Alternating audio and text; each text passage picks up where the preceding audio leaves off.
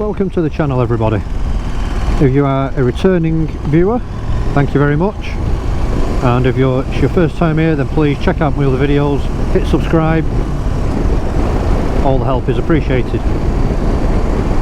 So in no particular order today, I want to do the top 5 things that I dislike about my KTM Adventure S.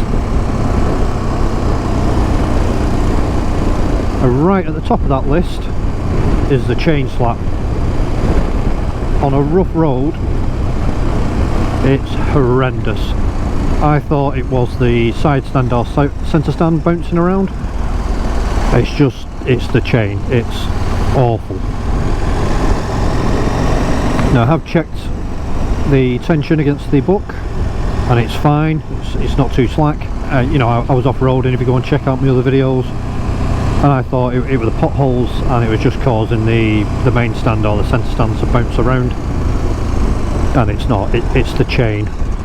It's really not good at all. You know, whether you could fit something along the bottom chain guard just to dampen the noise, I don't know, maybe a rubber strip or something, as opposed to the plastic one that's on there, might help. Number 2 on my list, I think this is something that has been common across a few of the KTM models, certainly on the Gen 3 Super Duke, and I believe this has been addressed for the 2023 bikes, is the indicator switch. It's just like a loose, wobbly tooth. When you go to cancel it, there's a bit of a knack that once you get used to it, it's fine. But if you flick the indicator on and you've got to sort of push it in and down, and that cancels it. This is my second KTM with the same buttons on. You know, I'm very much used to doing it in that manner. Number 3, sticking with the indicators, is they take a long time to self-cancel. So we'll go around to the left here, and still on, still on, still on, still on. There you go. Now they are better than the Super Duke. When I had my Gen 3, sometimes they would just stay on. The self-cancelling just worked as and when it felt like it. So number 4 on the list is this cubby hole. Now they've put the USB plug in there, so the only power source you've got on the outside of the bike, unless I'm blind, is you've got a 12-volt socket down there.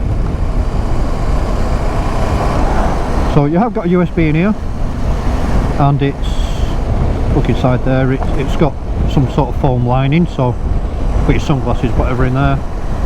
But if you want to charge your phone, that's the only place you can use it, or if you've got a sat nav, say, that runs off USB. And now the problem is, if you want to charge your phone, my Google 6 doesn't fit. So, not very well thought out on KTM side of things. It's not far off, and there's room there that pocket could have been made bigger, or at least they could have put a USB somewhere externally. So that's number 4. So 5th on the list, and I am starting to struggle now, I'm going to be honest. I guess the only other thing that I haven't been impressed with is the Bluetooth connectivity.